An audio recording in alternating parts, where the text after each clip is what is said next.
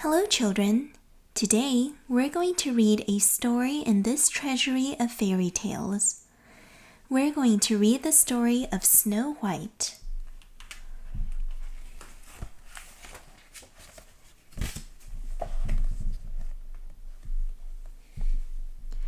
Snow White.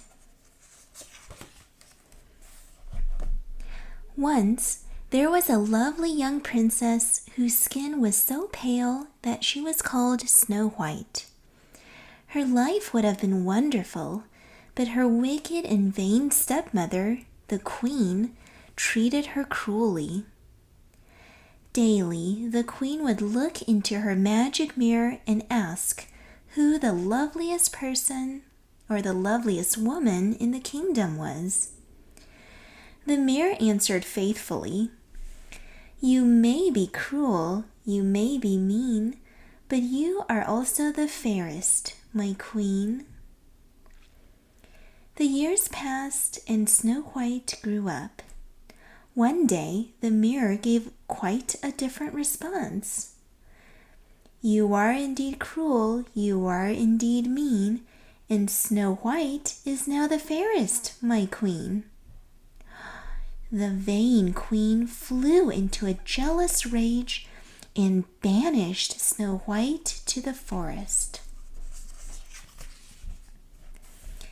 Deep in the woods and all alone, Snow White began to cry. She was hungry, tired, frightened, and lost. A friendly blue jay heard her sobs. Looking into the girl's heart, as all birds can do, he saw that she was a kind and good person, and so he decided to help her.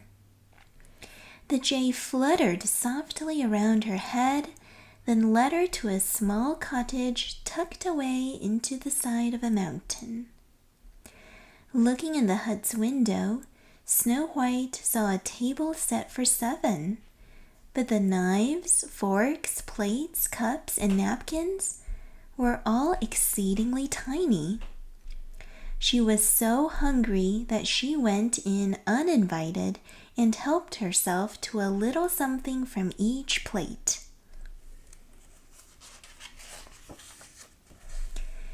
In the next room, she found 7 neat little beds all in a row. She was so tired that she stretched across all 7 and fell soundly asleep. Soon after, the 7 dwarfs who lived in the cottage came home, and they were surprised to find their fair guest. They had spent the day mining gold and diamonds deep in the mountain. When they woke Snow White, she told them her sad story. Looking into her heart, as all dwarfs can do, they saw that Snow White was kind and good, and they decided to help her. "Stay here with us," the eldest advised. "We will keep you safe." They are such kind dwarfs, too. At the castle, the queen was in a rage once more. Whenever she asked the mirror who was the prettiest, she received the reply, "You are wicked, you are vile, and you are a beauty rare. But Snow White, who is deep in the woods, is easily the most fair." Furious, the queen decided to kill Snow White. She dressed as a peddler, prepared a poison comb, and hurried off. The queen raged through the forest like a storm, breaking young saplings and stomping wildflowers until she came upon Snow White working in the garden outside the cottage. With a sweet, sly smile, the queen offered her the comb. Snow White, dear innocent Snow White, took it gratefully, but as soon as it was in her hair, she fell into a deep sleep. Oh no! Look how worried the little blue jay is.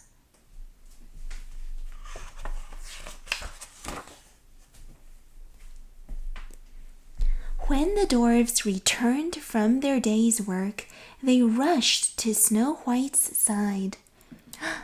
The wicked queen must have found her and done this, the youngest dwarf said sadly. He reached down to stroke her hair, and as he did, he knocked the comb loose. Snow White awoke at once and thanked him.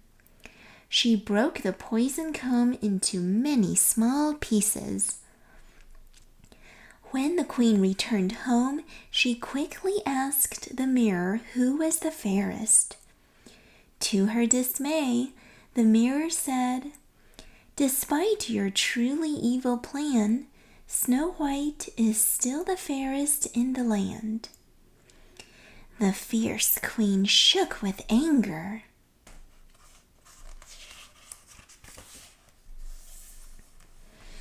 Carrying a basket of poisoned apples in disguise as a peasant woman, the queen returned to the cottage the next day.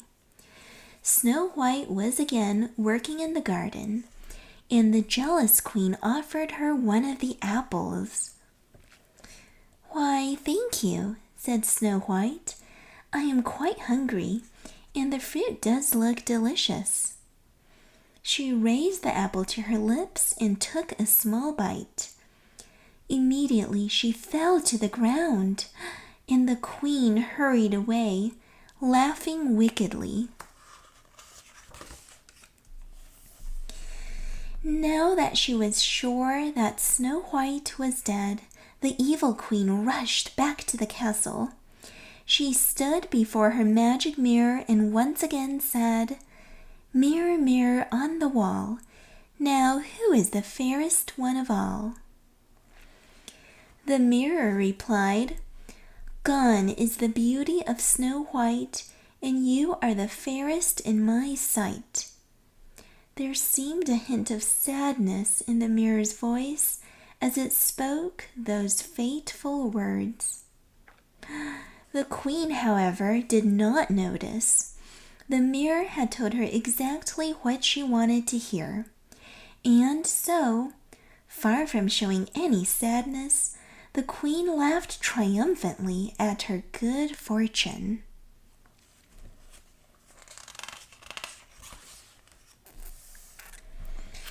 The dwarfs returned home that evening to find Snow White lying on the ground. With tears in their eyes, they laid her still body on a soft bed of rose petals and moss and sat down to watch over her. In time, a young prince riding through the forest came upon the group. "What a strange sight," he said to himself. The prince halted his horse and let himself down. Kneeling next to the bed of rose petals so that he could see her face more clearly, the prince was overwhelmed by Snow White's great beauty. Looking into her heart, as only very few people can do, he saw that she was kind and good, and he fell instantly in love with her.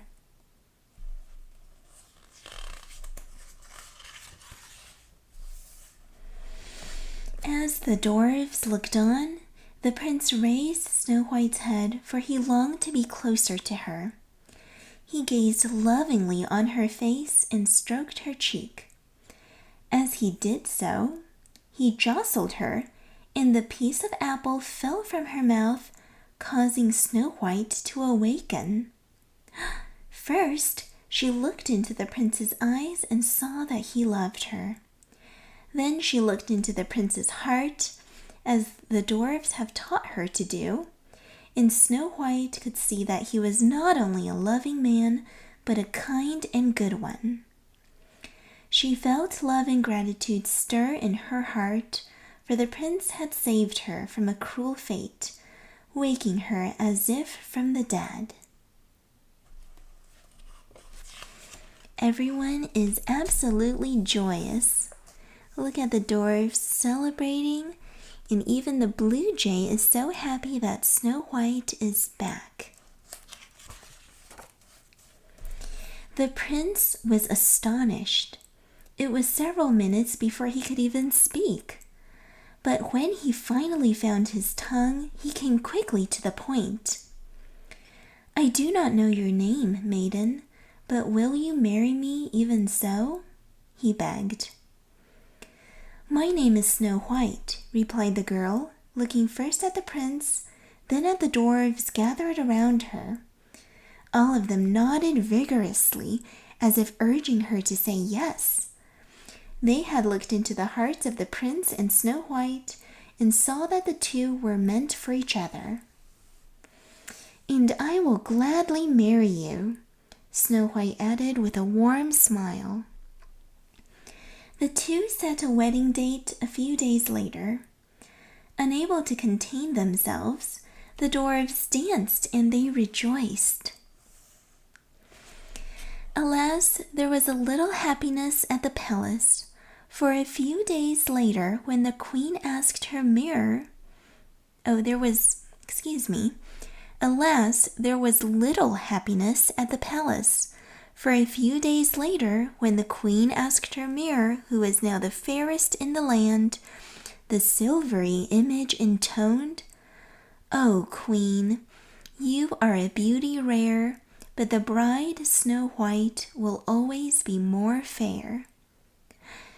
The queen once more flew into a rage, cursing the day she had first set eyes on Snow White. At that, a small smile crept across the face in the mirror. The end. Thank you for reading with me today, children. We'll read again next time. Goodbye.